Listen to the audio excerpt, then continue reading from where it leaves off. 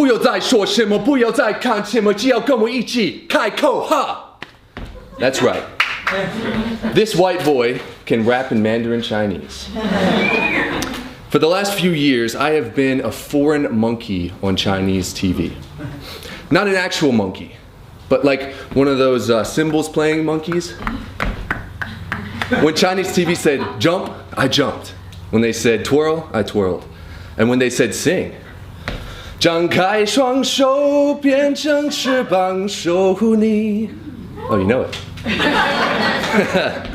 Now, I am from Greenville, South Carolina. So probably the most obvious place to seek my fame and fortune is in China. My mother, a middle school teacher. My father, a conservative Presbyterian pastor.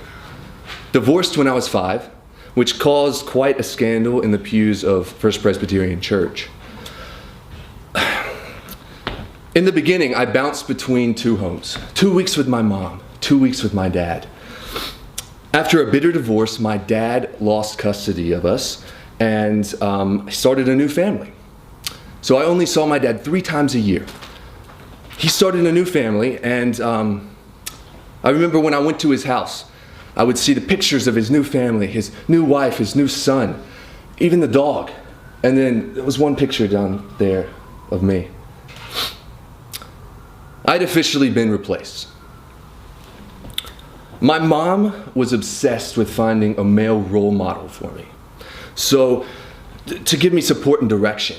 Because my mom had no idea how to answer my deep questions in life. Like, Mommy, why do my testicles hurt? She froze. I'll pray for you. So, I learned to ask less personal questions, like, Mom, what should I do with my life? Again, she froze. I'll pray for you. It left me confused.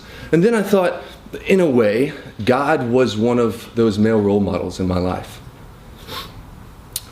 I found a family in my church youth group. And once a year, we would go abroad to help people, build orphanages, or play with the kids, or build homes. Helping other people had a huge impact on me. It was as if God used these mission trips to fill this brokenness in my family and in my own life. But the fulfillment was never complete. My dad played football, and I was desperate to be like him. So in the 9th grade, I tried out for the C-team football team. I was really awkward and way too skinny, and I got cut. My mom begged the coach, please let him be on the team. He needs football for his dad. The coach looked at all 112 pounds of me and said, no. My dream to see my dad in the stands cheering me on, gone. Fast forward to college. I went to Clemson. I started to eat a lot and work out. My freshman year, I gained 25 pounds of straight muscle. For the first time in my life, people actually stopped calling me skinny. One day, I'm in the gym, and this big black man walks up to me.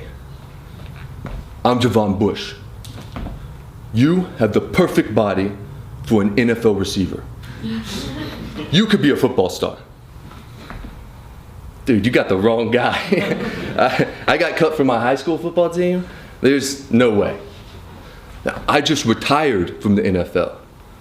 Trust me, go to the coaches, get your letter, then try out for the NFL. I guarantee that they will recruit you for your potential alone. This guy's nuts. He doesn't know me. But that day, he inspired me. So I did what he told me to do. I walked onto the team. And within a year, not only had I made the team, but I received the Most Improved Defensive Walk-On Award, and I got into a Division I football game. I was a football player just like my daddy, on the road to the NFL. I looked up in the stands and saw my dad. Then, before our bowl game, 2 330-pound linemen fell in the back of my leg, dislocated my kneecap. 1 year and 3 surgeries later, I found myself on my mom's couch with an ice pack on my knee, watching reruns of Matlock, and my life was over. Football was over, NFL dreams gone. What do I do now? I started thinking about those church trips growing up, helping others, knowing that what I did mattered to someone. And then I received a phone call from an old football buddy named Zach. Dude, I'm in China, in one of the poorest places. They need an English teacher, but no one wants to come out here. And I'm literally gonna go crazy if you don't come out here and join me. You need me? Dude, that's all I needed to hear. So I moved to Guizhou province, an underdeveloped mountainous region in southwestern China. Little kids take one look at me and run away crying.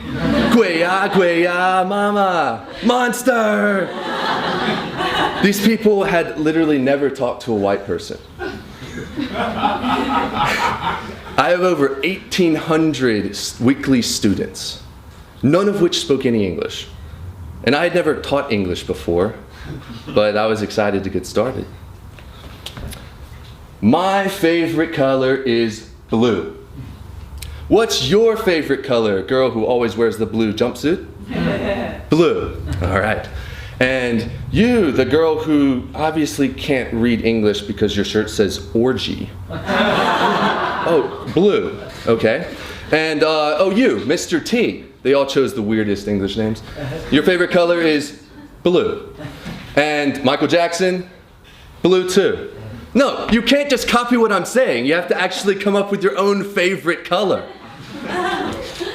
Silence. I suck at teaching. Pretty soon, I learned more Chinese than my students learned English. My favorite student is William.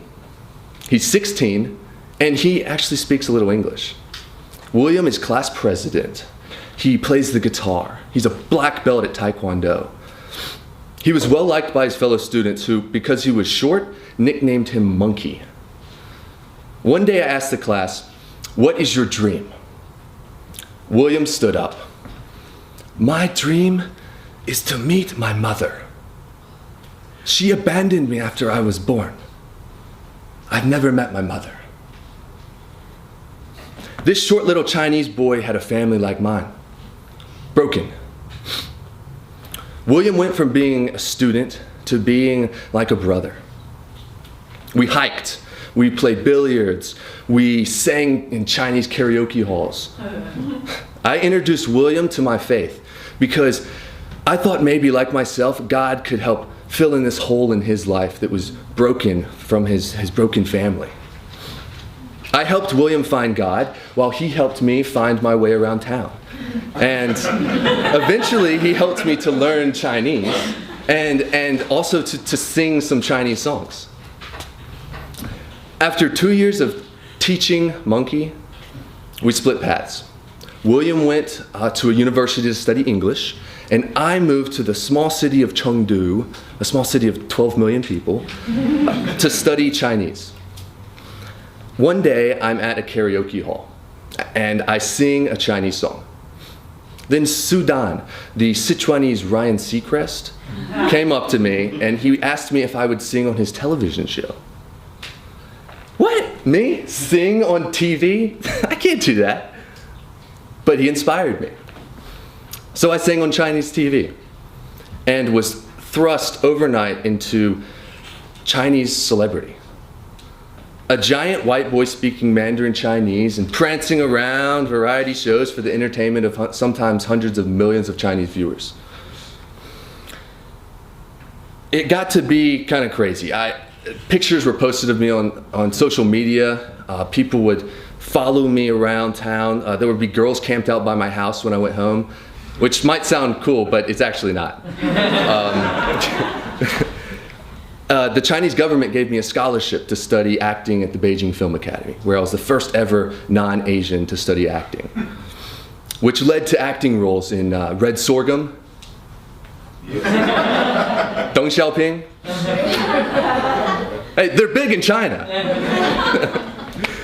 But the best part about having celebrity in China was being able to help Monkey. On a talk show, we searched for his mother. We sang a duet about 兄弟, brothers. And then we cried out, "Please, William's mother, if you see this, then contact William. He wants to meet you." But she never came forward. William still has never found his mother. He did get a great job in Singapore, which he was hired because of his English ability. When he got the job, he called me to tell me that I was the inspiration for him studying English in college.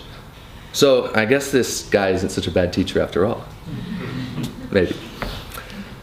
William's first WeChat message to me ever was, "Hey Matthew, how do you do? My brother." How crazy is it that two monkeys from across the world befriended each other in backwoods China? It's almost as if it was someone's divine plan. Our friendship helped mend a hole that was in both of our lives. William taught me that we find true family in the most unlikely of places, and through that fulfillment and purpose. I had been looking up for love, but where I really found love was looking down at this little Chinese kid named William. He loves me, not because I'm a football player or because I'm a teacher or a humanitarian or a celebrity, but because I am Matthew. And I love him because he is my 兄弟, my brother. Thank you.